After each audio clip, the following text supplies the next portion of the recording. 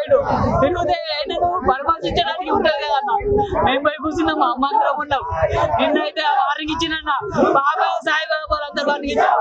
నేను తెలిసిన తెల్లారే మీరు చంపేస్తాను అన్న, మీరు అటు తప్పుకుంటే రైడ్ వేస్తారని చెప్పినన్న. అయితే మేము ఏం చేసినామన్న, ఏమని అనుకోండి మా దగ్గర మేము గెలిపించుకుందాం దిగినామన్న. కానీ అన్న మాట నిలిపించుకున్నాడన్న.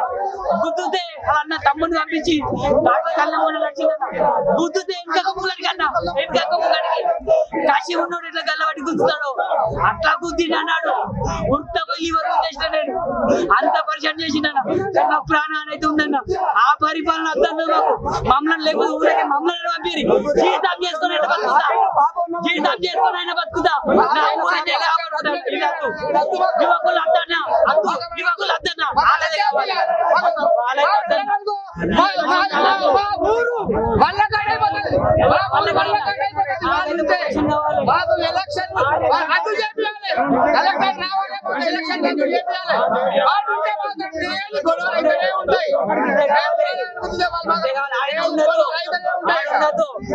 ప్రాణాన్ని ఉంది. కలెక్టర్ ద్వారానే నిన్న ఒక వారి గురించి ఏ పోలీసులు ఏమీ లేదు, ఎమ్మెల్యే చెప్పాడన్నా. ఇదే ఈ పాలన.